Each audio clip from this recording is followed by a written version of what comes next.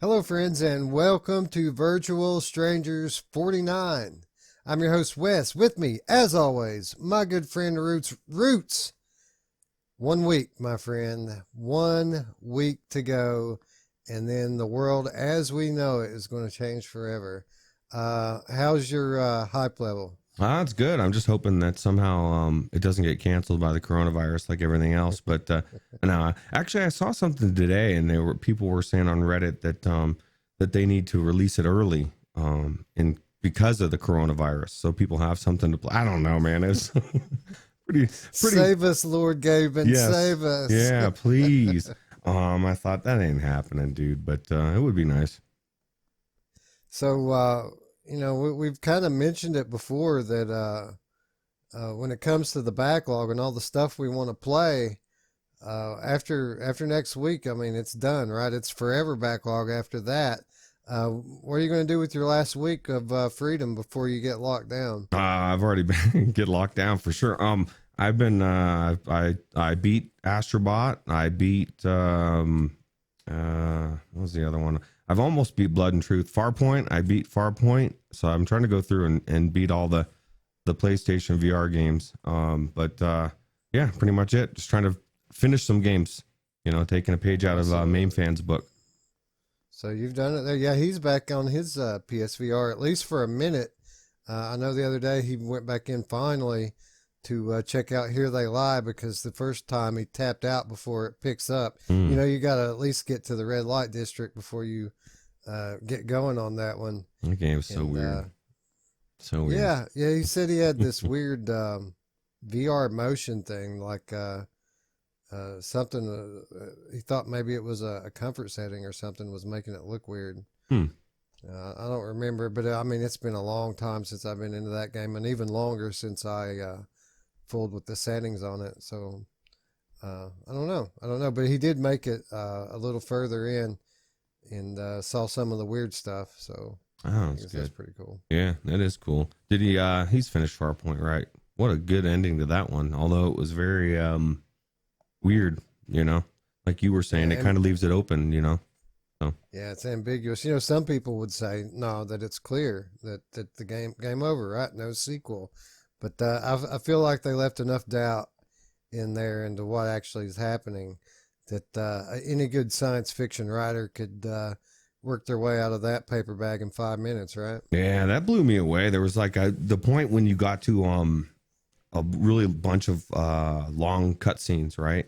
And they fall in love, and you eat the baby and all the all the stuff.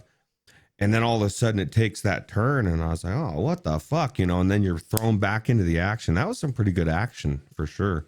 It was definitely Yeah, man. crazy. And have you ever? I don't want to give too much away about the twist and what happens with the story, but I was very impressed with the competency of the NPC, the main non-playable character that you have in that game. I've never really had a co-op experience with AI that was that seamless before. I was kind of this. I got a little salty, Wes. I will admit, because as I was going through, and I felt like I was doing all the work, and the NPC was bitching at me while they were in this mechanized shell, and they were all safe, and I was like, "Fuck you," But yeah, that was pretty cool. It was pretty cool how just everything about it. It was definitely different. I was not expecting it.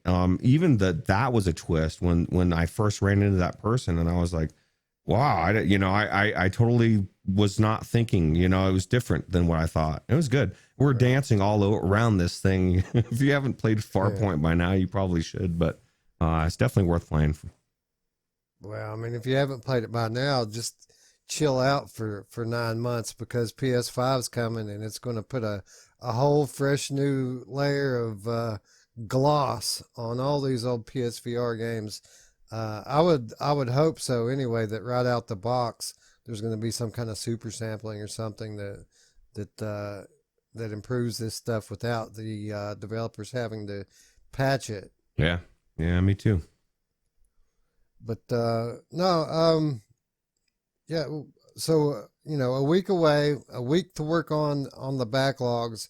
Uh, I really don't know what I'm going to get into. You know, we've been meaning to hit those arcade style racers for months now, and we finally got a chance to do that this past week, and I really enjoyed that. And maybe we'll even do more of it this week, just because we kind of just scratched the surface with them.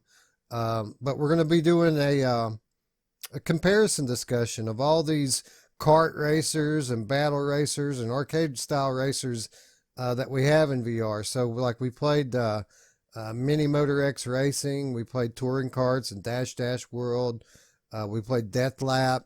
I've got Radio G, the one for Quest, Radio G Proteus. I'm going to be checking that out, and we're going to compare all these on the Monday show Monday. So be sure to tune in for that. But yeah, I don't know. Outside of that, I don't really know what I'm going to spend this week on. I may get back into some Saints and Sinners. It's been a while since I got into that. Boneworks, possibly. And, you know, it's been a long time since I've even been in Asgard's Wrath. Probably the most deserving of the bunch. But yeah, once next Monday rolls around, you know, that's it. Because not only is Half-Life Alyx coming out, but then we have about 10 days of releases where we're going to get 4 or 5 like banging games right there in that one little window. So yeah, if we don't have the backlog caught up by that point, I feel like it's over. Yeah. Well, we'll have a lot of games to play, new games to play in quarantine, so it'll be good, right? So right. Well, like you said there, we may have a lot of time on our hands. We may be catching our backlog up a little sooner than we think, because you know, we've talked about the impact of the coronavirus on VR and the gaming industry as a whole a few times over the past month to 6 weeks. But over the last couple of weeks, we've kind of been trying to avoid it. We don't want to rail too heavy on it. It's a depressing subject, to be honest. But, you know, it's gotten to the point now where we kind of need to revisit it and address the elephant in the room once more, because coronavirus is indeed laying waste to all of the spring and summer gaming conventions. And this, you know, they've one by one, they've been following the Motor World Congress, no more, the Game Developers Conference, no more. And just this past week, the granddaddy of them all fell. E3 2020 has officially been canceled due to the coronavirus. Roots, you know, we knew this was coming. The writing's been on the wall for a few weeks now, but now it's official. What are your thoughts? well, I was telling you right before we started filming, I think for most people, myself included, all of these shows, you could do them all remotely, all online, and it would be no different for me.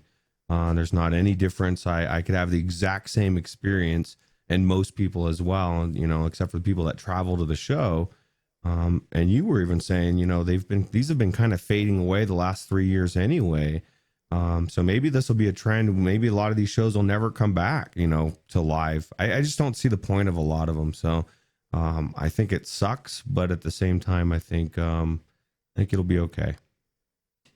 Yeah, well, when it comes to these kind of things, the relevance of each event kind of varies from event to event. And when you talk about E3, I mean, it's it's still technically the largest gaming conference in the world, held in Los Angeles every June. But when we talk about E3 specifically, I kind of feel like the relevance of it has declined over the past few years. And it took a pretty heavy blow last year when Sony pulled out and decided that they were going to do their own announcements, like you said, online. And I feel like this year it would have largely been about the Xbox, you know, the Xbox Series X launch, which I have absolutely zero interest in. Yeah. So I mean, it sucks to see, you know, the industry taking hits like this, but at the end of the day, more people home due to the coronavirus is just going to be more people at home playing games, and people are going to need that distraction. So as long as the economy doesn't get busted, I kind of feel like this could end up being a good thing, a net positive for the gaming industry as a whole. Yeah, definitely more time played for sure. So now, when it comes to E3, like I said, not much relevance as far as VR goes. Sony, like I said, they started doing their state of play addresses, and we're due one. I imagine the next one will be fairly soon, and probably have a lot to do with PlayStation 5, because they've kind of been, tight-lipped when it comes to the PS5 news. Normally, in a console launch year, we have more info by now. So I imagine it's coming at any time. But from a VR perspective, even last year, it was all about the E3 Upload VR showcase, right? And we just got word this past week that the E3 VR showcase will in fact return. So it doesn't matter that there's no E3. The showcase will go on, and they're not even sure that they're going to call it the E3 showcase because there's no E3, right? But they have assured us that that it is coming back. They have plans to make it, quote, bigger and better this year. And for those of you who don't remember, last year we got reveals for After the Fall, Pistol Whip, Budget Cuts 2, and we got some substantial Boneworks pre-release footage last year. So Roots, for me, the E3 VR showcase is what it's all about. And it seems like it's just going to be business as usual for those guys. yeah, no, like you said, maybe it'll be even better. Maybe they'll go out of their way because they're not doing everything else to make that better. So I don't know. Like you said, that's all I care about anyway. I don't care about Xbox. I don't care about the flat games coming out. I just don't care. Yeah. Well, I mean, if Xbox were supporting even like the Rift platform, I would be immensely interested in it, and I'm considering purchasing one because I got to imagine, even if it was like a Rift or a WMR support on Xbox, I would imagine that they would have at least 2 or 3 exclusives that only run on the console. So I would immediately become interested if they carry VR, but the fact is that they're just not. But when it comes to the E3 VR showcase, they're promising this year that they're going to have more games, massive trailers, and some first looks at some of the best titles coming our way over the next year. Upload just growing, aren't they? I mean, they're quickly becoming the main hub for news and information in the VR sphere. Yeah, it's crazy to watch it grow, right? But they're doing everything right. I mean, all the different articles they put out, they're all top notch. So yeah. Well, I mean, nothing's perfect, but they're developing the credibility within the larger sphere of developers and gaming companies.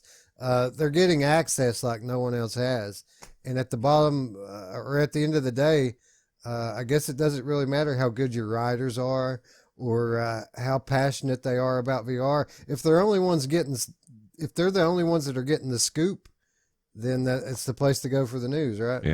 yeah, it's all about that access, right? Yeah. But anyway, before we started the show here, I mentioned to you that you're right. Most of these gaming conferences really don't mean much at the end of the day.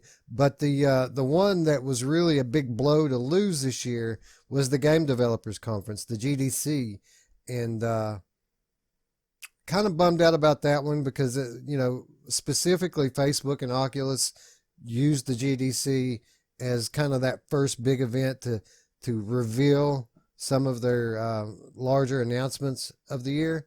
And I was kind of bummed out when they postponed the Game Developers Conference. But this past week, Facebook has detailed a plan to reveal new VR games at an online developers showcase in lieu of the Game Developers Conference. So no GDC Roots, but that's okay because Facebook's kind of going to go the route of Nintendo Direct, Sony State of Play, and they're going to do their own little online event and give us the announcements that they were planning on giving us at the GDC. Yeah, like I said, nothing changes for me, and I think it's great. Let me see the new stuff.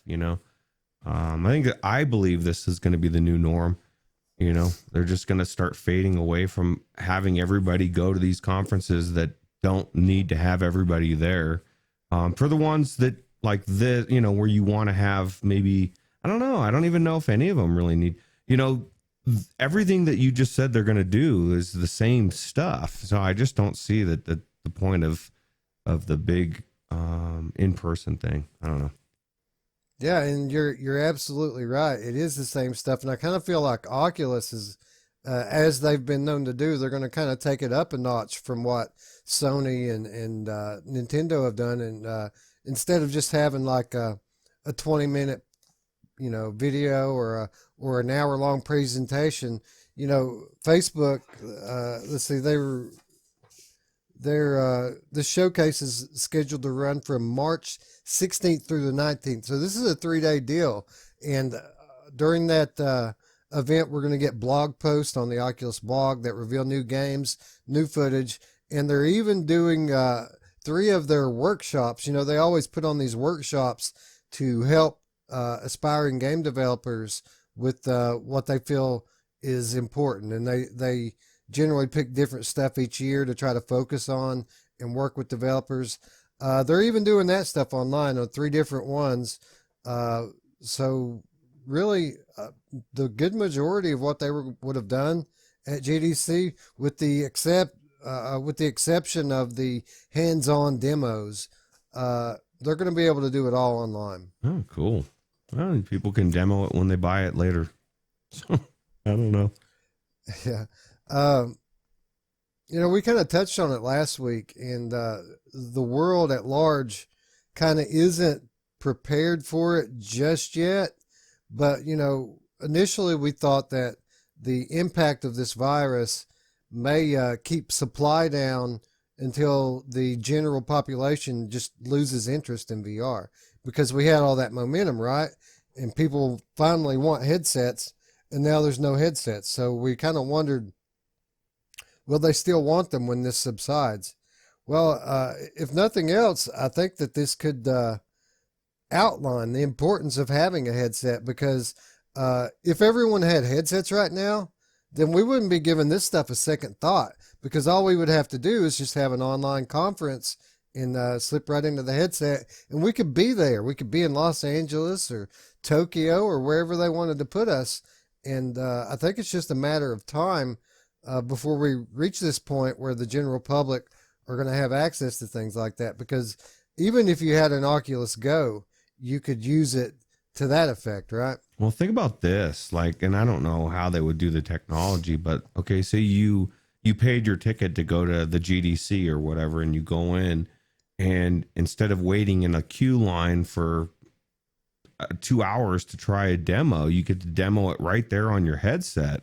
You know what I mean? It just, I don't know how you could prevent people from recording it and all the other stuff that they probably wouldn't want people doing. But I just think it'd be cool, So that's a great idea, like online playable demos during these things, but it's like a time thing. Like you can't play it outside the 3-day window. Like people who attend the online event can demo, whatever they're demoing this year. It looks like they've confirmed Pistol Whip, Beat Saber, the Room VR, A Dark Matter, Lies Beneath, and Phantom Covert Ops. So let's say they were going to do a demo of Phantom Covert Ops. We just have to log in, right, and play it for a few days. Yeah, that'd be pretty cool, right? Right, and then you don't have to share headsets with the general population and risk getting the Wuhan flu or whatever they're calling it. The Chinese Wuhan flu, yeah. Yeah. For sure. Yeah, it's funny because I didn't want to put that sweaty headset on from somebody else a year ago. I sure as hell don't want to do it now, man. I don't definitely there's just too much weirdness going on out there. I don't need to get the Wuhan. So. Okay. Hypothetical situation, Roots. Let's say the GDC not canceled this year. Everything just the same as it is now, only they're going ahead with the event. And Roots and Wes get complimentary tickets, airlines, hotel room, the whole deal. They're going to fly us out. Anthony's paying for it Oh, because he's just that kind of guy. wow. Yeah. Thank you, Anthony. Yeah. Joe hit the lottery and took care of Anthony, and Anthony's taking care of us.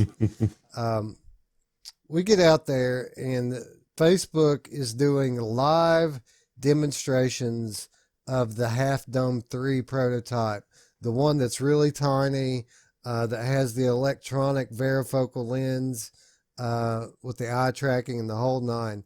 They're giving out demos today with the world in the state that it's in. Do you demo that headset? Maybe, if they had like some mist of iodine, or not iodine, silver, some colloidal silver that they could mist over it or something. I'd say a prayer and believe in Psalms 91, and I think I'd be okay. I think I would. I think I'd go do it and then hope for 3 weeks. What a world, where they just carelessly toss aside everything and just say, screw it, man. VR is more important than the Wuhan. But yeah, it's crazy. Well, back to reality here. I definitely think you're onto something with the paid subscription online events. I was just thinking this past week, all of the major sporting events have canceled their live games because they can't have the public in there. It's being banned by the various state governments. What an opportunity for Next VR, right? They could do these games in an empty house with state of the art VR cameras, and those of us who have headsets could attend. And maybe I wouldn't pay for an NBA game, but for example, the UFC, they haven't canceled any events. They have their own gym in Las Vegas, and if a state government is canceling a live event, they're just having it on their own campus for the cameras.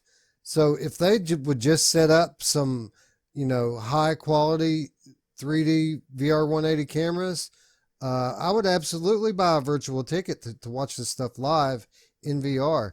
And that's something they could do today to further monetize their product in these difficult times. Yeah, that'd be a good idea. Notice these owners, as soon as they started talking about doing what you just said with not having an audience in there, is quickly banned it, and said, we're not.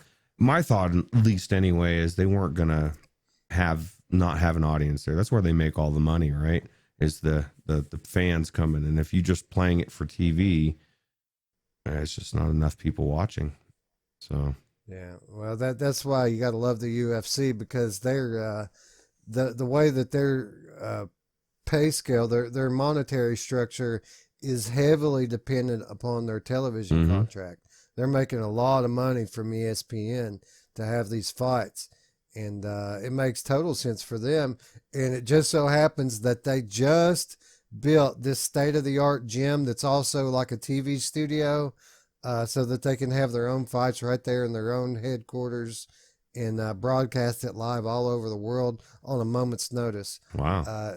It's perfect for them. And yeah, they're going to lose out on a lot of ticket sales, but I'm glad to see that there's at least one institution in this country that's not just shutting everything down like everything else is, and they're doing what they can to go on, life as usual.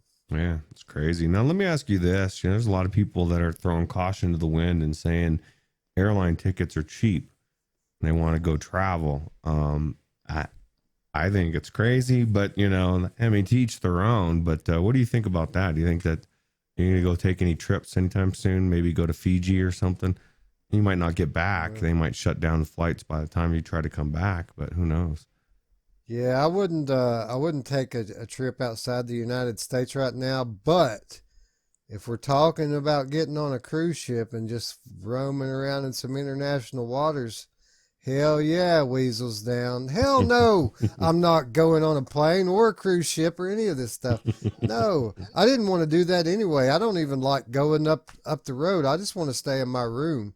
Uh, so you know, people start talking about shutting down businesses and everybody staying home. I'm just like, come on, baby, come on, baby. Yeah, you're like, well, I can afford to take a couple weeks off, right? Well, if no, in all seriousness, no, I can't. But you would think that at the very least we would get unemployment. We'd be able to draw. It's like 60% of your pay, Or something. so something like that. Short-term disability, if you were to come down with it.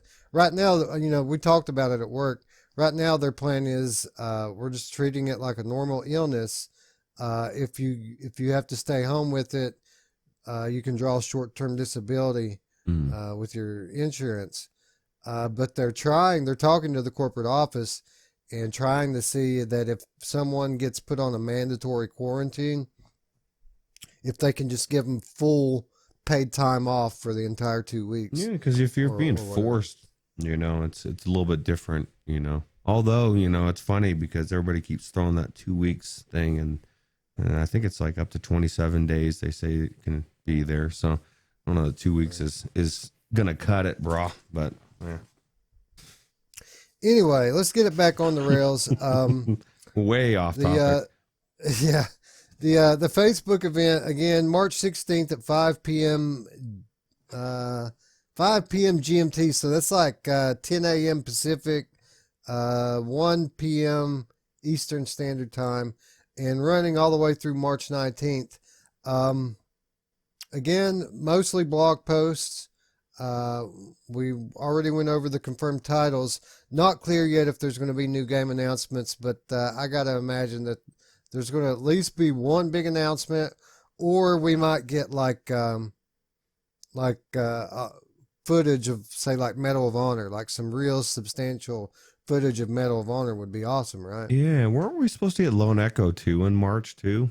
That was a rumor back in the day. Somebody had said that today on Reddit, I thought. I'm thinking it was May. Okay. That one's supposed to come out. All right. But I don't know. I don't know for sure. So maybe we'll hear some news on that too. Who knows? You'd think so, wouldn't you? Yeah. I mean, that's a big title. I mean, obviously the importance of it diminishes day by day as we get further removed from Gen 1. But still, it's a big deal. Even at this late hour, Lone Echo is still Lone Echo, Yeah. But Facebook's missed opportunity of having this developer conference in VR, like, they have the technology to do so, like no other company in the world. Their missed opportunity is not being missed by HTC, because we found out just last week that HTC is hosting its next developer conference in VR amid coronavirus concerns. So this is the so-called Virtual Vive Ecosystem Conference, and it's slated to take place on March 19th. So the day that the Oculus event ends, HTC's event begins, and this one is 100% in VR. They're using the platform Engage, and if you're not familiar with what Engage is, it is an education and training focused social VR platform that was created by Immersive VR Education. And Immersive VR Education are the guys that brought us the Apollo 13 or whatever VR. You know what I'm talking about. Apollo. I think they did the Titanic one as well. They've done a few of these educational things. High quality software. But Engage is the platform. March 19th, you can expect this thing to be heavily hardware focused. Roots, are you interested in attending this event at all? Curiosity wise, just to see what it's like, what they're doing. As far as the Vive products, absolutely not. I was just reading an article today about how the Focus, and the Vive Pro were discontinued, and I said, oh my god, I forgot about the Focus. Like that thing came and went, and it just disappeared, and I don't even know anybody that even bought one outside. I think Nathy got one back in the day, but other than that, I just don't care about Vive's hardware. So, but yeah, I'd definitely be interested to see what, how they're doing it and that type of stuff. Yeah, I'm kind of the same way. I'm not like super stoked to see what's going on at the actual conference. As much as I would like to attend it just to see how the conference itself is, how does it translate to VR? How good is the Engage platform? What kind of events do they have planned for this? Because, like HTC or hate HTC, the fact of the matter is that this conference is the first of its kind, and what we would think would there be many to come, but this one's going to be the trendsetter, the very first one, and it's not often that HTC's the original, right? Yeah, no, usually they'd be copying somehow, but yeah, it'll be interesting to see what they do with it, but I don't have too many high expectations. I will check it out though, although I don't know what Engage is. At least I'll have to check it out because I've never tried it. So yeah, you'll have to get the Engage software, and you also, this isn't just for anyone who just wants to show up and click on it. You do have to register online. Registration's opening is open right now. Has been open since March the 10th. You go to the official Engage website to sign up for the event and reserve your spot. So do so today if this is something that might interest you. When you say reserve your spot, like, are they going to fill up? And be like, sorry, man, we're full. The room's full, brah. Like, fuck, man, I should have signed up sooner. Well, I don't know. Honestly, I don't know. There may be some kind of bandwidth or server limitation. Yeah. I don't know how it works. Yeah, I guess that's a good point. But this is HTC's wheelhouse, apparently. I mean, they have positioned themselves to be the leader in enterprise level VR hardware and software. This is the side of HTC that we really don't see as consumers. So it'll be interesting to see just if the quality is there the way everyone kind of says that it is. Yeah, maybe it'll blow us away, and they'll set the trend for future conferences. So, well, you would think, honestly, I'm surprised Facebook didn't go this route, because this is what their goal is to build these kind of platforms. I mean, half of OC6 was about this kind of conferencing, and to see things still kind of stuck at the Oculus venues level like it is right now, I can't imagine it's going to be that way very much longer. In a related bit of news that I didn't put in the notes here, but Facebook Horizon, we've been asking, where's Horizon? They were supposed to, beta Horizon at the beginning of the year. They are starting the beta for Facebook Horizons either this week or next week. It is a closed beta, so you do have to apply for it. But if anyone's super excited to see what the future of social VR is going to be like, this is extremely imminent. And the way Facebook pumped it up at OC6 last year, I got to imagine this is going to be a big deal. Well, let me ask you this. Are you hyped up for it after our jank fest of trying to communicate in the other night? Because I haven't had too much luck with their current system working very well with the social aspects of it. The microphones working, not working, just all sorts of weird shit. At some point, it doesn't make me feel comfortable for them bringing something new out when they haven't perfected what they've got going on now. Well, I'll just say this. I'm not surprised that this is going to be a closed beta. They've made it very clear that anyone who participates is going to have to agree to an ironclad non-disclosure agreement. So yeah, I'm not surprised in the least about that. But when it comes to the long-term quality of this platform. If Facebook has demonstrated anything, it's that they keep going until they get it right. So even if it is a little broken and janky at first, I gotta imagine by the time next year rolls around, that the thing's butter smooth and one of a kind. I hope so, because I just the microphone issues that were happening the other night was just so bad. Yeah, and bizarre, constant disconnectings between different people, and 1 minute we can hear you and then you can't hear me, and vice. I don't know, man. It was just crazy. Yeah, mid game, like we're like literally racing, and then all of the sudden we're still racing together, but one of us has just disappeared and can't communicate anymore. Yeah, that's just weird. But yeah. Anyway, it's going to be interesting. It's going to be interesting to see the long-term effect that that pandemic illness was going to have on the social networking platforms.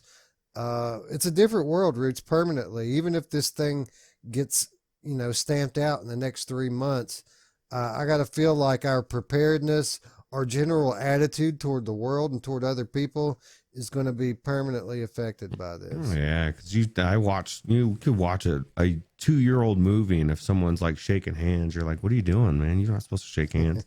No, I think just the way that everybody's reacted, the way everything's shut down, I can't see things going back to the way that they were, just because it's like you said, it's just awareness of where we're at now with these viruses. So, yeah, and that's not even such a bad thing. Honestly, people, I hate when things like this happen, but it seems like it takes a good tragedy every now and again to get people's heads on straight and get people, prepared for the shit that life inevitably is going to throw at you. Yeah, true. Anyway, that's enough coronavirus for this week. Hopefully we can avoid talking about it again, at least for a few more weeks. I got to imagine that next week we're going to be fairly distracted. So I want to talk about the coronavirus going away and everything going back to normal. Let's talk about that next week. Yeah. Well, in a related bit of news, that again, not in the show notes, but Oculus Quest is back in stock now. Oh. So this future that we're painting here, where everyone attends virtual events in their headset, we're back on track for that. Yeah. So pick yours up now. If you don't have your Quest, what's wrong with you?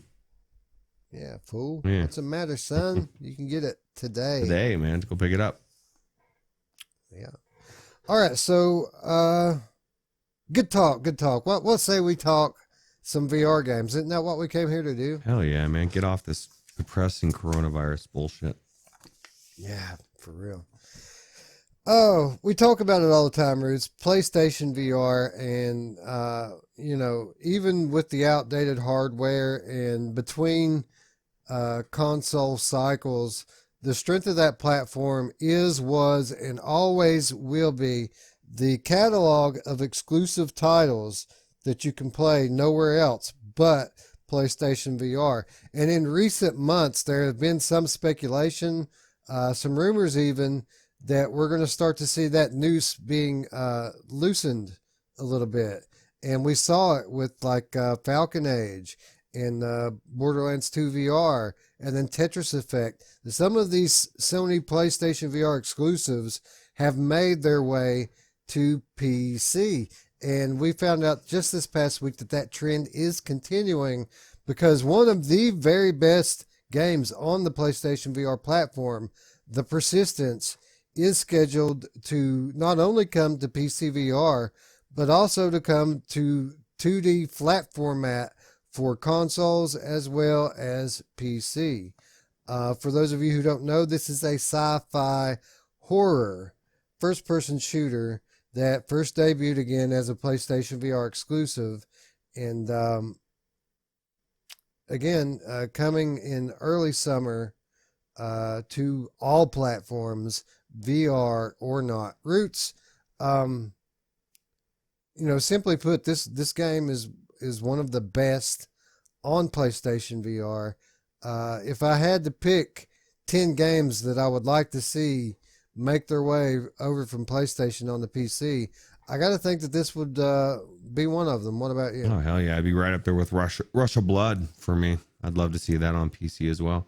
But yeah, no, I think this will be amazing, and it's going to look amazing as well. Because you were saying before we started filming, there's a lot of aliasing, anti-aliasing on the even on the Pro, so it doesn't look. It's going to look really good on the PC, and I think it's ironic that I don't even know if it's irony, but I was looking at the Reddit, and there's a lot of people that are pissed off about this coming to PC. A lot of PlayStation people don't want PC people to get ports, Wes, but they want all the ports the other way. Bringing them on to the PlayStation, but fuck, you can't have our exclusives. Right. And I thought that was kind of weird, a little selfish too. It's backward thinking, honestly, because these aren't brand new games. We also got news this week that Horizon Zero Dawn is coming to PC as well. Another big title, Sony exclusive making its way over to PC. But when you talk about the persistence, when you talk about Horizon Zero Dawn, you're talking about older games that have been out for a year, 2 years, not stuff that's selling consoles anymore. But if you get this game into the hands of, say, 1 million, 2 million PC players, and then PS5 comes out and, say, the Persistence 2 releases on PlayStation, now that could be something that would cause a PC gamer to buy a console, right? Right, especially after they played the first one. They want to try the second one. Right. I think it's good. I think it's good to every game that comes over from PlayStation to PC is a good thing. And like you said, these are all games that Sony's not selling too many of. They've already made most of the money they're going to make in the console. So why not bring it to a completely different audience, right? And you're competing against the VR of Oculus, and you know what I mean? Like, to me, it's a no-brainer. And if I was Sony, why not do it? You're double dipping, and it's smart, I think. Yeah, Sony is selling their games, and they're going to be played on an Oculus headset. Think about that for a minute. PSVR games being sold to Oculus customers. Yeah, That is genius, isn't it? yeah, because it's a whole, like I said, a whole different audience, and then you're getting people aware, like you said, they play the first one, maybe the second one comes out. There are going to be exclusives for Sony, just like there always have been. Astrobot 2, whatever. I'd love to see Astrobot come to PC. There's going to be some games, obviously, that won't. Farpoint would be another one I would love to see on the PC as well. So at some point, why not? So, yeah, and this again, top-notch game, and a lot of people are kind of wishy-washy or iffy when it comes to, quote, roguelike games. This game doesn't really feel or play like a roguelike. I mean, it's true the map changes every time you die, and dying is a necessary part of a progression in this game. You have to die to upgrade your character to make it further. But even though the structure of the map is changing, basically what's changing is the layout of the halls and corridors. But the rooms that you're going to, the big destinations, these are not just randomly generated. These are actual destinations that are modeled out and created by the game developers. So it plays like a regular, Alien Isolation style first-person shooter game. But every time you die, the layout of the hallways and passageways changes. So you have the same destination, but you have to take a different route to get there. And it does what a roguelike is meant to do. It keeps the game fresh. But again, it doesn't play like In Death. It doesn't play like Until You Fall or Dread Halls even. This game, if you didn't know it, that it was procedurally generated, you probably wouldn't know, right? Yeah. Is it scary? That's pretty scary, right? Yeah, it's one of those games that it's probably, I mean, it's not sold as a stealth game, but it's probably the best stealth game that I've played in VR. I mean, because this is one of those games that makes you hide. You duck, you hide behind things. You have to be quiet. Some of these zombie creatures are blind and have super hearing, so you have to be like super quiet when you're moving around, because if they hear you, they'll come after you. There are other things that can't hear. You can be loud, but have good at seeing in the dark, so you have to hide behind things. This game, and it absolutely is, terrifying, because some of the creatures in this thing are wicked, man. I mean, absolutely wicked. It's not just stock zombies here. There are different types of enemies, and some of them are just downright creepy. Yeah, man, I gotta try this. I know I got it on PlayStation VR, but I want to see it on the PC, and like with super sampled the hell out of it, right? Right. Well, because that's pretty much the biggest, weakness of it on the console. And don't get me wrong, it's a good looking game, but it's very graphically demanding, and even the pro struggles to run the game. You do get some foveated rendering. You get quite a bit of aliasing in it, or at least the last time I played it, that's how it was. But still, a top notch experience on PlayStation VR, and a day one buy on PCVR. I got to think, for me, of course, depending on what's out, coming out during the time frame. But if it's not stacked like next week's going to be, I got to imagine I'm picking this one up pretty quick, even though I already have it. No, you'll be dying a lot PlayStation on purpose. Yeah. Another thing about this game too, that's really odd, is it's a gamepad game, right? It doesn't. I mean, the gamepad feels more natural in this game than most gamepad VR games do. It's kind of like a hybrid.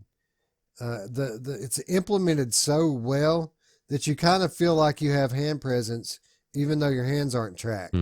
If that's where you see your hands in the game, and they work like VR hands, but you're using buttons and sticks to do it. Yeah, sounds good to me. Yeah, it's great. It's great. I highly recommend it to anyone. Obviously, anyone now, anyone with a PS4, anyone with a PC. If you haven't played the Persistence, play it. It's absolutely awesome. Great stealth, horror, sci-fi experience. Cool. And hard too. If you're one of these people who likes easy games, probably not the game for you. This game is tough, man. Well, let's put it this way: the finisher Mamefan noped out. So if it noped him out, right? Yeah, right. Well, I mean, it is. You have to have patience with this thing, man. It has 4 floors on the ships. They're big, sprawling things, and it's not like you can memorize your way through,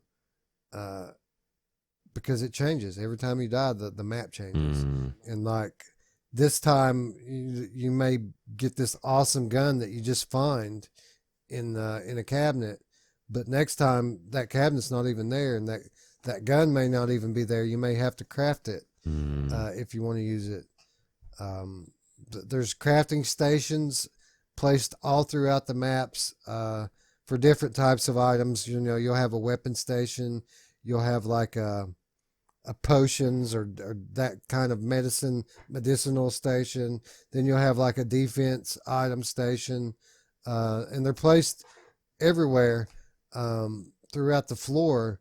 But again, when you die, that all jumbles around, so you can't really ever get a game plan. You kind of always have to take it like it's your first run. So let me take a shot in the dark and guess that the ones that have really good hearing and are blind are the ones that didn't have the top part of their head, correct? That's a pretty safe assumption. Okay, yeah, that's kind of creepy, man. Like that thing's wandering around and the guy's kind of slowly going behind. Yeah, this looks pretty good. I like I said, I played it on PlayStation VR, but I'm psyched to see how good it looks on the PC and to really dig into it, and then probably get frustrated like Mamefan and nope out. But it'll be a fun experience. Yeah. So yeah, this is a big deal, and the release for this one can't come soon enough. Again, it's slated for summertime, so who knows what it's going to be released with in that same window. But sooner the better for me. I can't wait to try this one out in the beautiful Rift S headset. Yeah, with no glare. Right. We're very little anymore, right? Yeah. All right. Anyway, it's a two-way street, Roots, and it isn't just PlayStation giving up their games to PC. It goes both ways, and the most recent example of this is in the form of Form.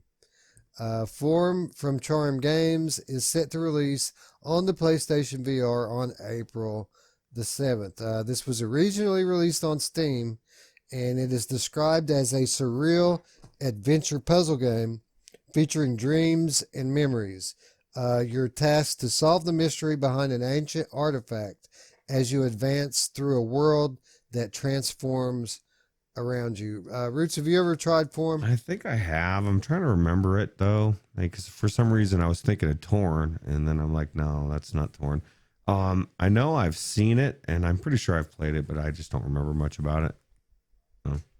Yeah, I hadn't played it until I heard this piece of news here, and when I heard that it was coming to PlayStation VR, I hopped in. I wanted to see what it's like.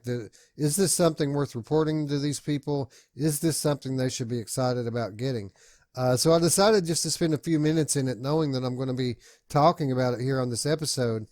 And I played all the way through it. I beat it. It must have been pretty good if you just kept going, right? No, it's not that. I mean, I'm not saying that it wasn't good. It was just short, man. Okay. I played through it in an hour. Oh, wow. Yeah, so 1 hour puzzle game here. Puzzles not particularly difficult at all. Really, the big selling point here is atmosphere. It's beautiful. It's graphically beautiful. Lots of glowing neon things. Lots of particle effects. Lots of cool things just kind of sprouting up all around you. The look and sound of it is phenomenal. The puzzles are moderate, and the storytelling kind of lacks, to be quite honest. It seemed like a prologue, a preface, like the beginning of a game. Like, this is leading into a game now. So here's like the origin. This is the setup. So I don't know if it was originally intended to be that, but it's kind of the way it seemed to me. So what you're saying is, if somebody needs some material to play for the quarantine coronavirus, don't pick Form, because it'll be done in an hour, and then you're sitting there, you got nothing else to do. Pick something longer, I say. I'm saying that it depends on how much it launches for. It's $15 on Steam right now. I would put that at the very top limit of what it's worth. It's a $10 to $15 experience. If they tack the extra $5 PlayStation tax on it, this is not $20. 15, sure. 20, no way. 10 for sure. Definitely 10, yeah, right? Yeah. It's worth 10. 10's a fair price for it. And I think it may even be on Viport Infinity for those of you out there who are PC players. It was enjoyable. I liked it. It wasn't the best thing that I'd ever seen. Had I saw this a year, 2 years ago, I probably would have been way more impressed with it, just because like I said, the looks and sound of it, the style of it was pretty impressive. But I gotta imagine, to like a newbie, a VR newbie, this would probably blow them away. Yeah. It kind of had the feel of that in real experience inside the Wave. It's kind of what it looked and felt like from a visual perspective. You were working puzzles, and they're kind of this physical style puzzle where, like, you're trying to make things fit together, and it wasn't stuff that you really had to think about a whole lot. You just kind of had to play with it. Okay, so more hands-on. Yeah. Okay. Not difficult, but challenging enough to keep me engaged. Not challenging enough to stump me for more than a minute or two. Okay. Well, you went through it in an hour, got it done, finished it, knocked it off your list. So, question is, are you going to buy it? Knocked it off. Are you going to buy it for PlayStation VR just to see what it looks like, the differences? Or not? Probably not. I mean, this would be something good for my kids. This kind of puzzling would probably be good for younger people. A good way to exercise the mind. But I've got it. I've got it on PC. I don't need it on PlayStation. So, I mean, why would I need to pay another $15 for it? Yeah, that's true. There's no leaderboards to beat people like Audica either. That's what got me. So. Right. Yeah. There's no way to score this thing. Yeah. It's a cool little experience. Honestly, it really is. $10 is a fair price. 15's kind of pushing it. So it's really all about the price with this one. Again, you play as this gifted doctor, Dr. Eli. You have superhuman powers of geometric visualization, which is an unintended consequence of childhood trauma. That was one of the cooler things about it, was this geometric visualization. So you'll be trying to work with one of these puzzles, right? And then all of a sudden, all these symbols and things start just kind of filling the air around you. The 3D effect in this game was off the charts. Like, that was probably the most impressive thing about it, was how good the 3D was in it. Yeah. Sounds like it would blow away a newbie.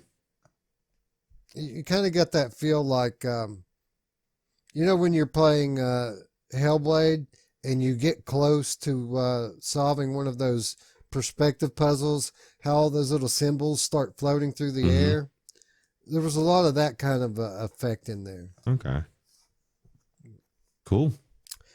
But anyway, you're basically you're examining this artifact, this obelisk, and it has this radio frequency coming out from it. You're able to tune into that frequency, and it kind of puts you into this other dimension where you work through these puzzles, and as you work through them, you actually work through suppressed memories of the doctor that you're playing. And as you get deeper into it, you unlock a couple of more memories. And it really, honestly, it doesn't lead to anything. It leads to kind of like a to be continued moment, to be quite honest. Yeah. That's why I say it kind of feels like a preface. Yeah, maybe they got Form 2 in the works. Well, they do have that trial by Ting in the works, but that's kind of a continuation of the Twilight Path, one of their other titles. So I don't know. Maybe we'll see a sequel to it. It would make sense in the context of what I experienced. This very much feels like a beginning, not an ending. Anyway, more PSVR news. We've known for some time that The Walking Dead Saints and Sinners was going to be coming to the platform, scheduled for Q2 2020. We now have what appears to be a hint that the PSVR community could be getting this game sooner rather than later. And the hint is right in front of you there. It's what you're looking at. They released this word search last week on social media, and you'll find a few different words in there. You'll find the word saint and the word sinners. But if you notice on the very bottom line, a little toward the right, you will see the letters PSVR. And a lot of people are taking this as a coded message that the PSVR release of The Walking Dead Saints and Sinners is right around the corner. Ruuts, what do you think? Do you think that this is just a coincidence, or do you think they're trying to tell us something? I don't think it's a coincidence. I think they're trying to tell us something very in our face. I don't know exactly when, but it would be. I think this dropping is going to be one of the biggest things for PlayStation VR. In my opinion, it's one of the best games that it's going to be on the platform, just from playing everything I've played on it, and then also playing through Saints and Sinners. There's not really anything like it on the PlayStation VR. So Yeah. Early front runner for PlayStation VR Game of the Year, right? yeah, Because I mean, it's the early front runner for PC Game of the Year, in my opinion. So, you know, with the kind of drought that Sony's been going through, from an exclusives standpoint, a high level AAA VR title like this, if it could beat Iron Man to the market, that would just be huge, wouldn't it? yeah. Nobody cares about Saints and Sinners though. They don't need PlayStation VR. Has so many games out right. Oh wait. No, it's like I said. I guarantee everybody's like, cause it was the biggest game that I was looking forward to this year, outside of Alex, and they don't have Alex coming to it. So this is it, man. And Iron Man's big, but I think this is going to be bigger. It's The Walking Dead, man. And everybody already on the PlayStation VR has been watching, salivating, waiting to be able to sink their teeth into this game, right? So. Yeah, and I mean, with Half-Life Alex coming out next week, we've seen it with all of these other games trying to kind of fill that void for PlayStation and PlayStation VR, as well as Oculus Quest owners. Those players, which are great in number, are going to want to play something while everyone else is playing Half-Life. So we've seen these other games, like Lies Beneath and Down the Rabbit Hole, just to name a couple, who are trying to fill that void.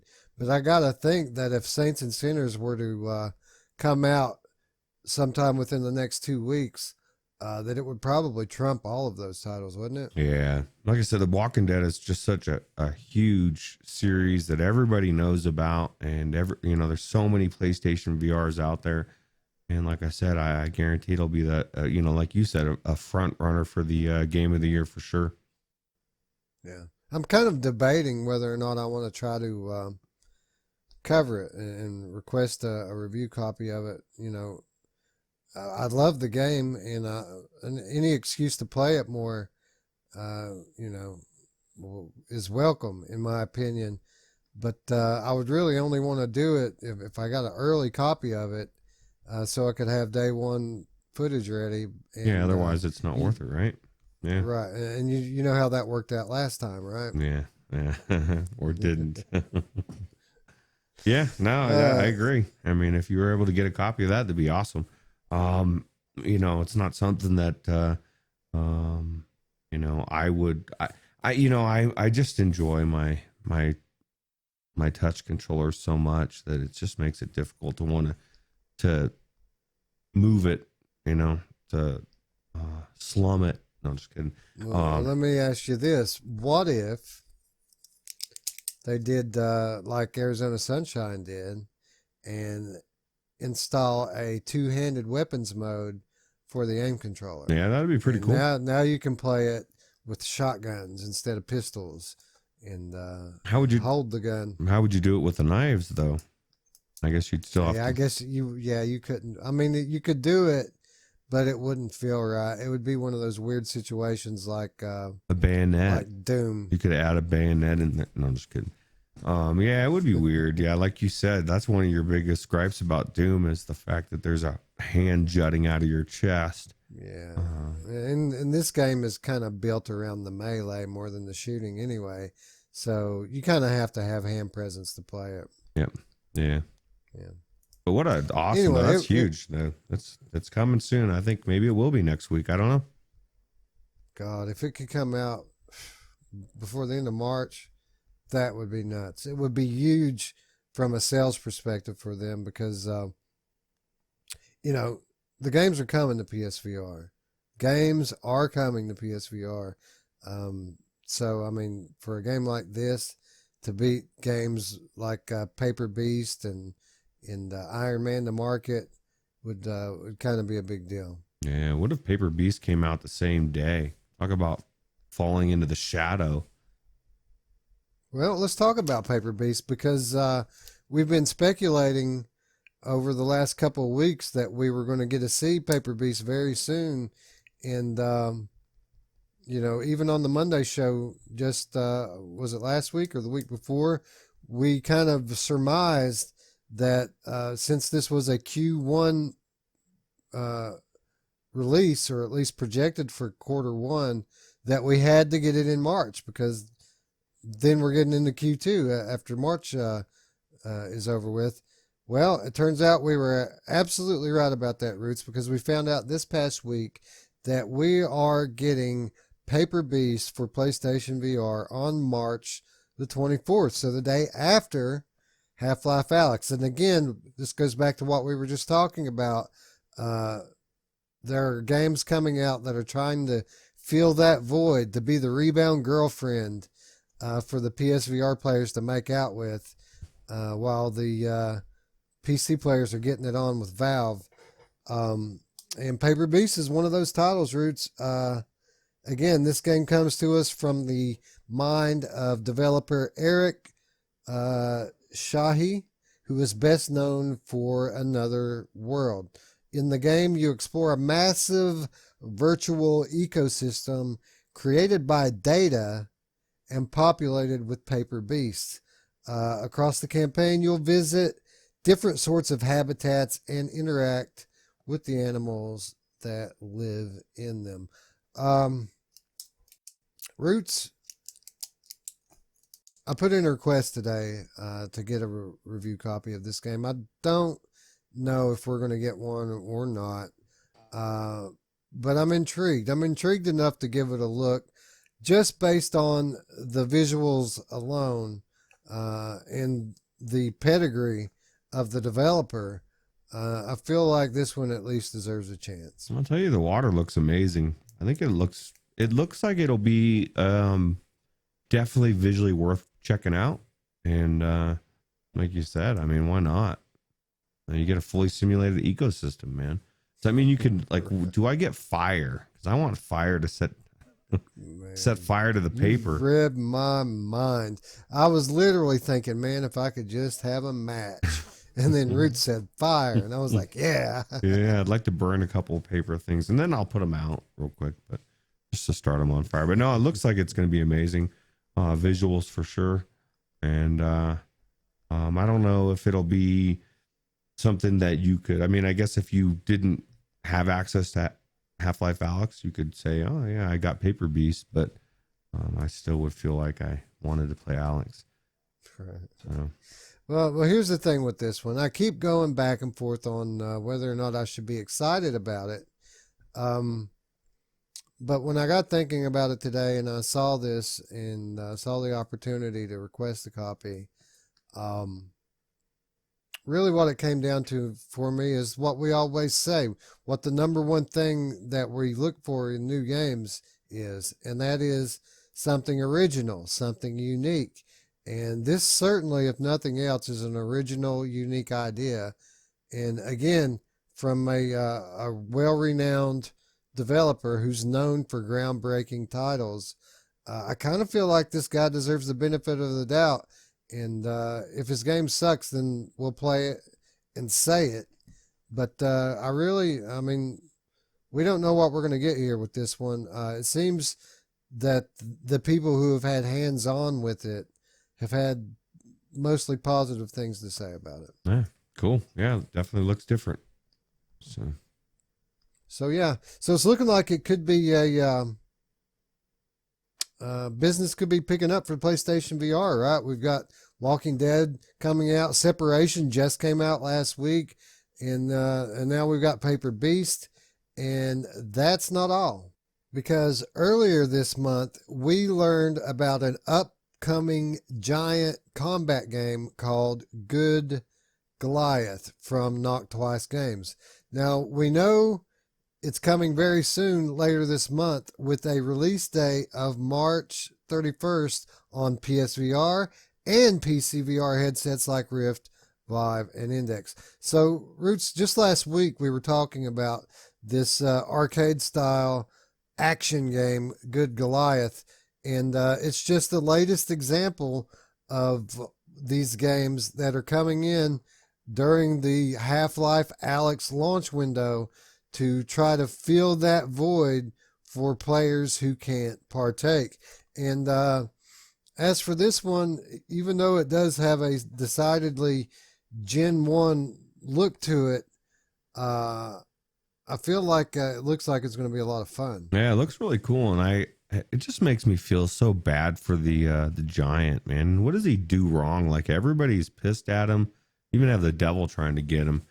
But I don't know. Like we said last week, we didn't even know this game existed, and all of a sudden now we hear it's coming out in a couple weeks, and just shows you how quickly these games come out. I can't remember the last flat game that was announced and then came out 2 weeks later. Can you? Like anything big, anyway. No, but this is something that we kind of touched on with the last Monday show. I feel like a lot of this has to do with hype management.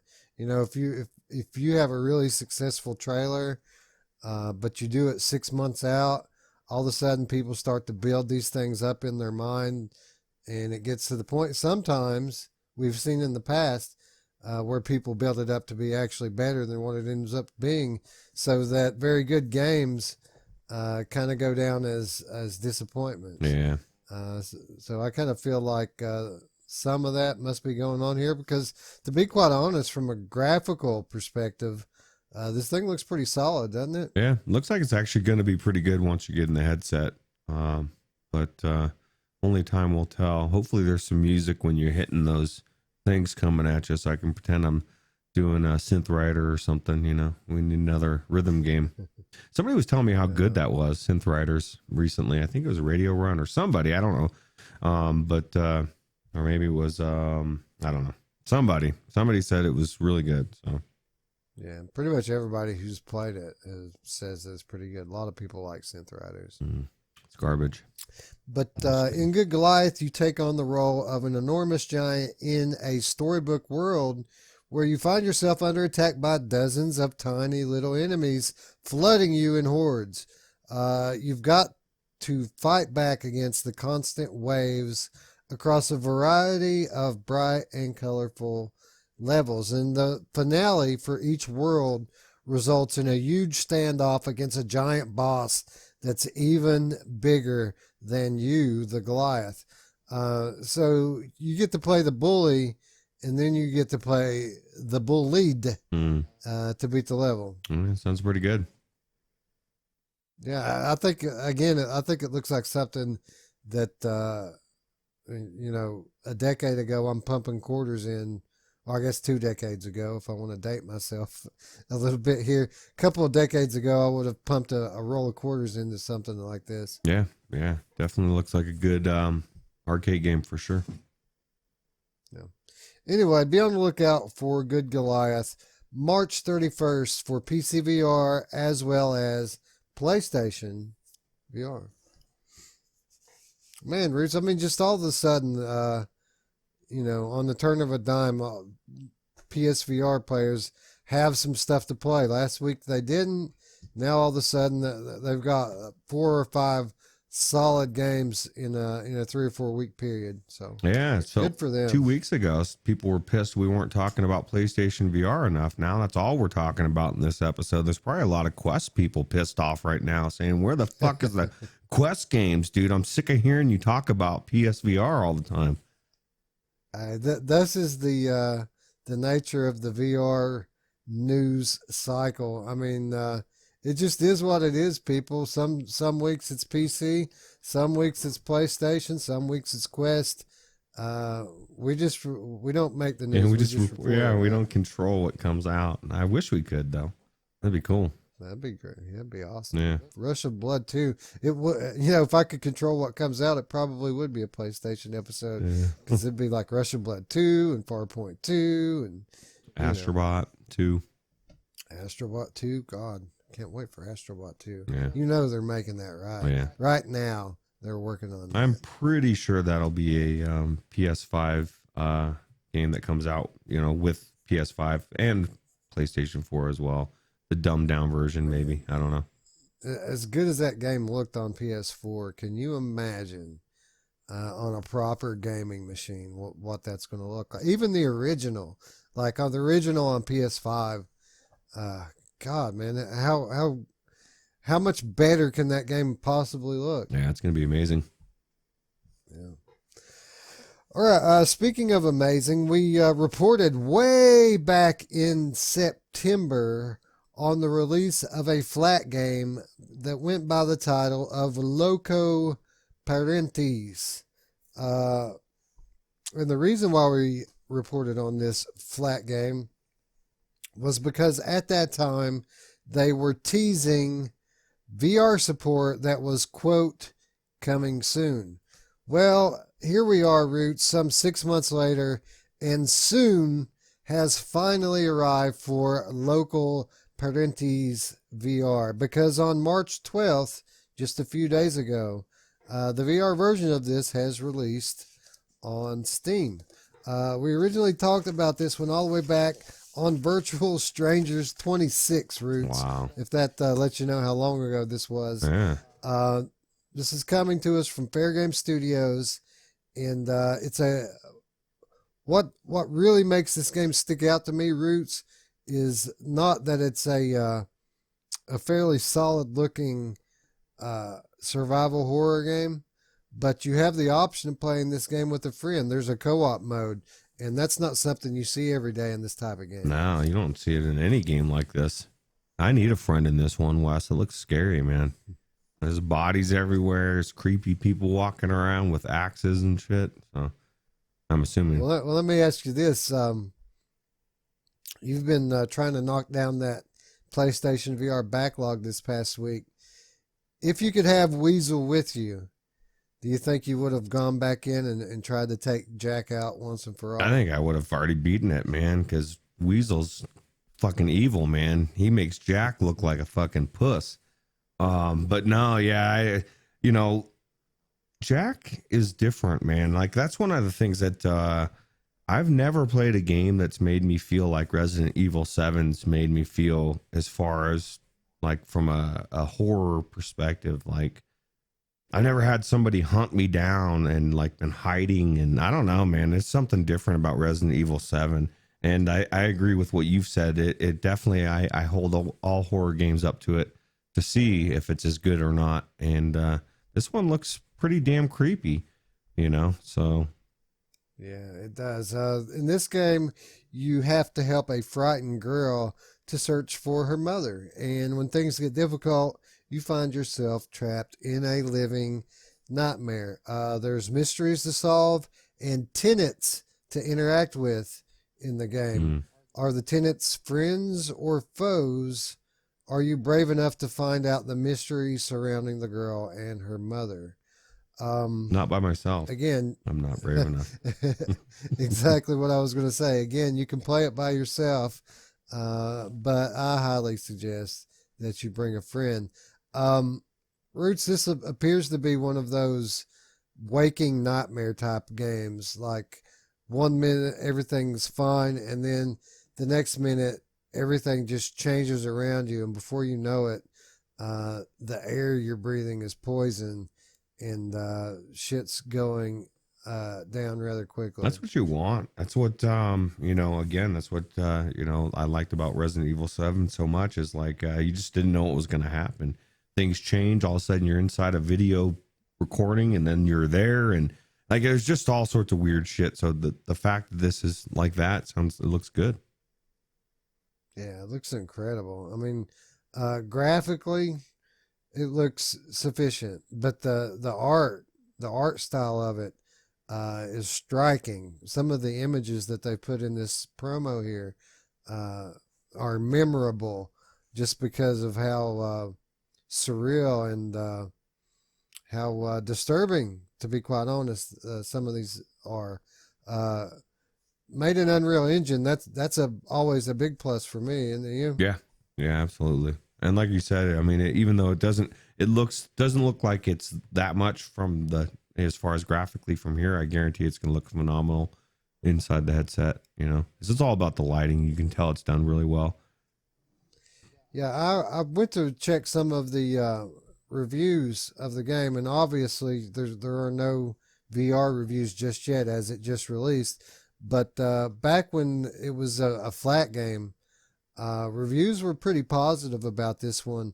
There were a few negative ones, but every negative review that you saw for it basically said that the flat implementation was poorly done, that the game was obviously developed for VR, and that they needed to do a better job, pancake-izing it, for lack of a better term. Yeah, well, some games just shouldn't ever be in on a flat screen like Alex. You know, people have said, "Oh, Well, how refreshing is it to have those tables turned, though, right? it is." A game is built from the ground up for VR, and they just kind of put the flat version out to appease people. Yeah, and it's shitty too. It's not even a good Well, I don't know. That's shitty, but from what you said, people have said it's not the best. So, I know I've heard people say that they're still hoping that Alex is going to come to a flat screen, and I just laugh because it's not. So. Yeah, well, I mean, it wouldn't translate. Not. I mean, you would be able to get the story of it, but when it comes to these type of games, Half-Life games, from what people say, it's all about the gameplay, man. It's about that interaction, and they've crafted, painstakingly over years, crafted something that they feel like deserves that name. Their brand that they've built over the decades. So I don't see them ever diluting that experience and trying to shoehorn it into a platform that it wasn't designed to play on. So what do you think the odds are that Half-Life Alyx comes out and it does so well that they just don't, the next Half-Life 3 is also in VR and Portal is also in VR, and or whatever, I mean, I kind of feel like that's going to happen anyway, just because Valve's interest in gaming has been reinvigorated with VR. But a lot of people don't believe that. They still believe Half-Life 3 is going to be a flat game. And so it'll be interesting to see how everything turns out, Well, you just basically took the words out of my mouth. I absolutely think that that's what's going to happen. And, I mean, it's pretty obvious, right? Valve, they don't have to make video games. They are drowning in money from Steam. They're a very successful company. They could go without ever making another video game and be very, very, very successful from a monetary perspective. The reason why they're making video games is because they love the craft. They love to make these games, and that love hasn't always been there over the past 10 years. They haven't made any games, and what it took to bring them back into this love of creating games is the technology of virtual reality. Not only was this technology such a big part of what they wanted to do, that they brought their baby, their crown jewel, Half-Life, into VR, but they made their own freaking headset to play it in. I mean, come on. Who does that, Ruuts? Yeah, that's true. And, it's going to be one of the best Half-Lives out there, I think. So, only So time will tell. yeah, I think it's pretty obvious that Valve's all in on VR. They're all in on VR. They're going to bring the rest of the gaming world into it, kicking and screaming if they have to.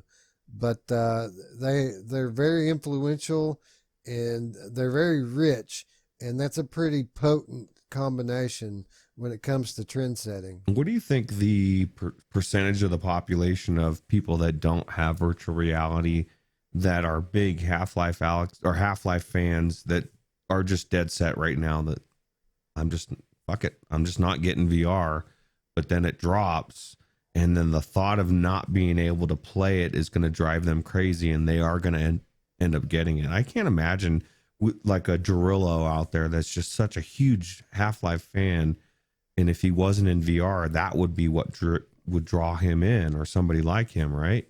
Right. So, and here's the cool thing: the players and the potential consumers are just half of the story when it comes to the release of this game, because as many people as it's going to bring into on that level, the larger effect that it's going to have is it's going to show game developers what you can do in VR, that you don't have to make this janky, short tech demo anymore, that you can make a proper, game in VR, something that's absolutely breathtaking. And not only that, but you can do things in VR that you can't do anywhere else. And this is going to serve as an educational experience for the rest of the gaming industry. So even if the consumer doesn't buy in for this game, well, what happens 2 years from now when all of these developers that are being convinced today come out with their AAA VR games? And it's not just Half-Life, but now there's Grand Theft Auto and there's BioShocks and, Tomb Raider. What happens when all of these VR games start coming out?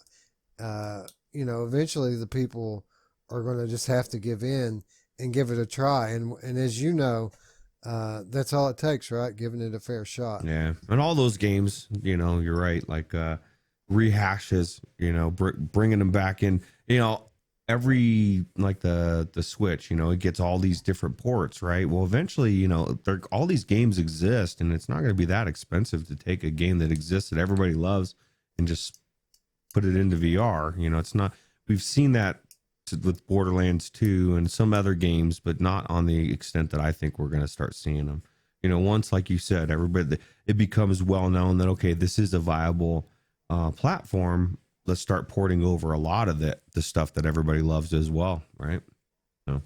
Yeah, well, we're getting to the point now where it's kind of a perfect storm. You have these developers who now have experience in making the games, and they've become very good at optimizing. So something that they wouldn't have been able to port 2 years ago, now they can do it. And beyond that, you have the engines, Unreal Engine and Unity, who are kind of streamlining the process for making things in VR. So whereas used to you would have had to done things manually, now it's just kind of automatic, baked into the engine. Everything's just kind of coming together now to allow the quality of games in VR to skyrocket. And then on top of that, we're going to have advancements in the hardware, like the foveated rendering and the VRSS on the new NVIDIA cards. All of this stuff is going to work together and serve to make what was impossible just a couple of years ago very, very easy to do and accessible now. Yeah, it's exciting. It is. It's very exciting. All right, so winding down, just a couple of more announcements I want to touch on before we wrap it up. I want to talk a little bit about Dirt Rally 2.0. We learned just this past week that we are getting a new Game of the Year edition. This announcement came from the developers, Codemasters. The Game of the Year edition will be rolled out in a couple of weeks for PlayStation 4, Xbox One, and PC. But, Roots, there's an extra boon for those who own the Oculus Store version already.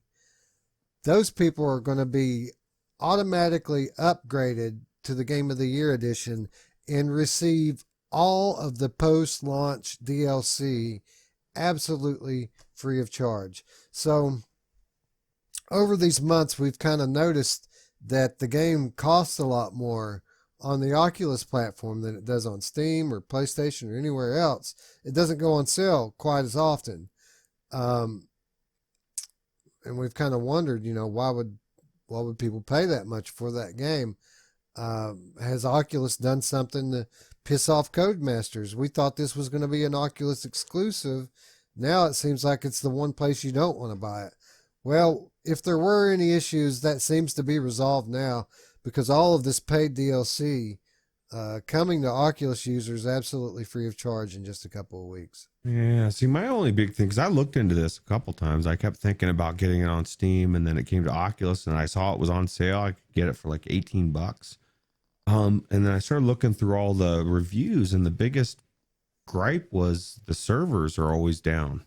Now, I don't know if that's one of the reasons why they're giving this for free or whatever, or if that's been solved, but people were just constantly bitching that, it's like, well, yeah, it's a great game if you can get in, because you have to have the servers up to play it. And so that totally detracted me from ever trying it. I don't know. I mean, I should try it because I can try it on Steam Share or whatever, but it's that guy, man. He's still screaming shit at me. I don't know. But yeah, no, I mean, hopefully, I don't know. Have you heard anything about the servers? Did they fix that, or is that just something that's, no? No, I haven't heard anything but positive. Okay. Positive ideas when it comes to this game. People, they were kind of underwhelmed with it at first, and it was another one of those expectations were here, but the game was here. So people were kind of bummed with it, but as they played it over time, it kind of did this, and now people are just raving about how great this game is and how much better it is even than the first one. Wow. I'll have to try it. Hopefully I can get online. Hopefully the server's up. Yeah. Yeah. Anyway, so what comes with this post-launch content? Over 80 cars added in, as well as 26 new locations to race, such as Wales, Monte Carlo, Sweden, Germany, Greece, and Finland. So, Ruuts, a virtual coronavirus outbreak map for you to race in your rally car. Yeah, safer for sure. I want what was that? Was it Outrun, or what was the one where you Cruising USA or anything like that? That's what I want. I want one where I'm racing across the United States, or I'm racing across Europe or something. Something that doesn't have such sharp turns and somebody screaming gibberish at me. But no, I mean, it definitely looks very graphically beautiful, and I don't know. I don't have my wheel anymore, so I need to get I'm gonna get a belt driven one when I pick up the one again, and I'll give it a shot for sure. Well, that's what it really comes down to, isn't it? You kind of, if you're me, you want to play these games with a wheel, and I don't have a wheel, so I kind of just, when I'm thinking about what I want to play, these never cross my mind. I kind of feel like if I had a really good racing wheel, I'd probably be like Alex and just playing this shit nonstop. Do you think you'd be making belts and stuff for tension and like seat belts and stuff? Because that's the high end of really getting in there, right? So I wouldn't be doing that because I'm not technically skilled enough to build shit like that. But what I probably would do is I'd probably be turning tricks underneath the Jefferson Street Bridge. Pay for it. So that I could buy a, what's it called? The motion simulator, Field 3 Motion Sim. Only $3,000, Ruuts. Yeah. But incredible that thing is. Yeah, see, I'd almost be torn between would I want that or would I want an actual legit wheel that's not, I can't remember what the direct drive, Right. because that's expensive as hell as well. But I've kind of came to the conclusion after attaching the wheel to my last desk, which wasn't as solid as this one, that I literally want one of those frames, you know, and I don't know, I'd have to have a place for it, but I want to walk over and have it actually attached to something and have it be its own thing. I don't want it attached to my desk. I don't want to have a seat that folds out and put away. I just want an actual shit that's I walk over to and it's ready to go, you know? So now that's kind of what a good analogy for what these simulations are. They're kind of their own thing, right? You don't think, or if you're like me, you don't think of it in the larger sphere of VR games when you're thinking about what you're going to play or what you want to buy. These, you know, games like this and Assetto Corsa or different flight sims even, they're just kind of their own thing. They're off to the side, and I don't think about it because they have all this extra equipment involved and all of this extra detail and knowledge when it comes to how to set up the settings and how to play. It's kind of its own thing, right? yeah, and that's what when people don't realize when it comes to the wheel, even that alone, just fine tuning it, it's not as easy as you just plug it in and you go. You know, every game's different and some things you're trying to change or whatever. And I don't have the knowledge to do that like some of these people do. But even trying to play touring carts with a wheel, you have to adjust it because it's set for whatever the degrees is, and you have to shrink it down to like 80 or 90 degrees. Otherwise, it's really bad. You're just running into walls and stuff. So, Dirt Rally 2 Game of the Year includes seasons 1 through 4. So they've had 4 seasons of DLC already. You get all 4 of those. You also get the Colin McRae Flat Out Pack, which features a new Scottish location, Perth and Kinross, with 12 routes, the Subaru Impreza S4, the Subaru Legacy RS, and 40 scenarios spanning the legendary rally driver's career from 1984 to 2006. So they actually they're getting on the level of like the John Madden football of reliving scenarios from this guy's career. That's pretty cool. that is cool. Crazy. Anyway, the digital edition of Dirt Rally 2.0 Game of the Year edition will be available on the 24th of March, while the physical versions for Xbox One and PlayStation 4 arrive on the 27th. Be on the lookout for those. Cool. All right, Roots, just one more tidbit before we go. I did notice as I was doing the research for this show that OnSkull Games is continuing its escape room series with a 3rd installment. So Escape First 3 will launch later this month.